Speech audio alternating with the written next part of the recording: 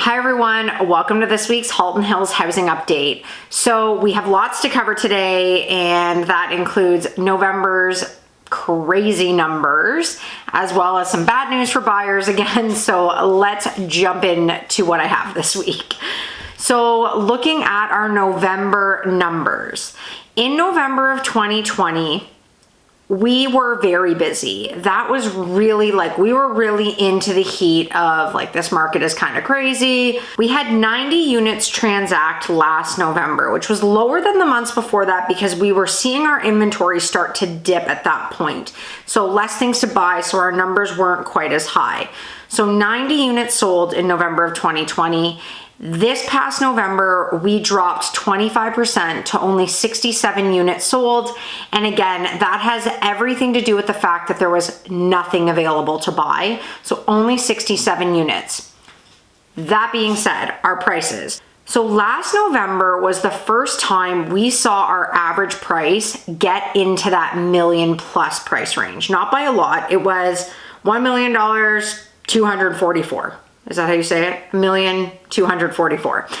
It was not well over $1 million, but that was really the first time, and we have not gone backwards. So in November of 2021, we are up 34%, and as I predicted last week, we have broken the 1.3 mark.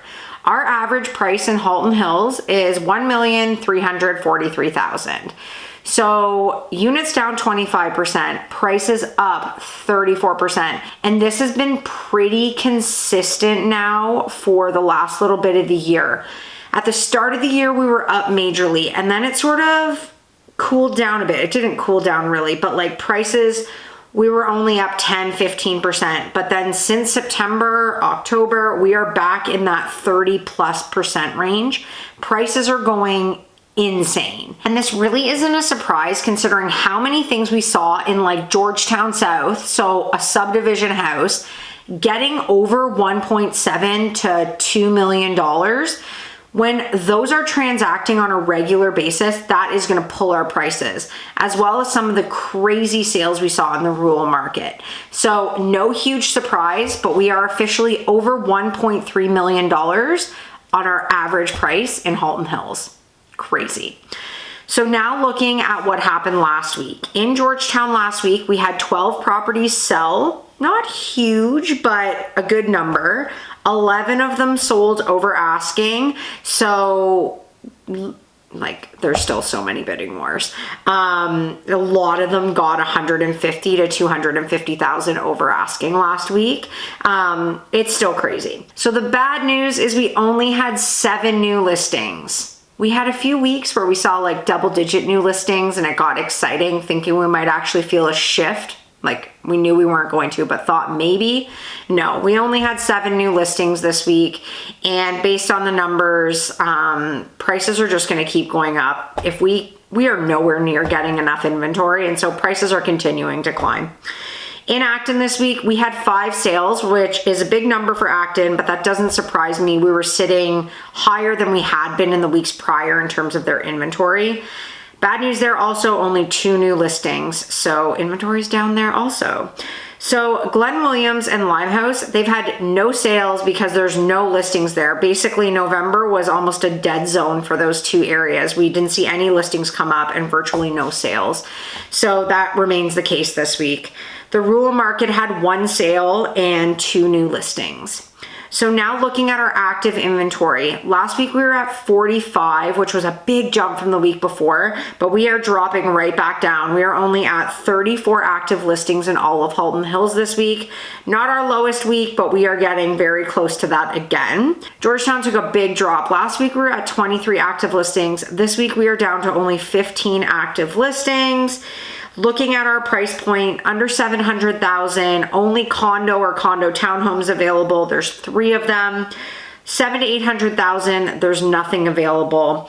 The 800 to million price point has 3 active listings, and $1 million plus was the price point that took the biggest hit this week. That went down from 14 to 9 active listings in that $1 million plus price point. Something to note, I was kind of checking out that price point. So there's a house at 1.3 million, That's the first over $1 million. It should be listed in the rural market, so I feel like that one doesn't count. There's a 1.6 that's sold conditional, and after that, it goes right up to 1.7 million. So basically, if you want to buy in town, you have to start at $1.7 million. This is what we're dealing with. This is insane. Yeah, you've got those couple under $1 million. A couple of them will probably go over $1 million, but otherwise you basically have this gap between like 900 and 1.7 million. Good times. So no wonder our prices are skyrocketing. It's the simple law of supply and demand. There is literally no supply and way too much demand. Anyways, I digress. In Acton this week, we are down from 8 to 5 active listings. So not a lot available in Acton. Glen Williams and Limehouse, no listings there. And the rural market remained the same this week at 14 active listings.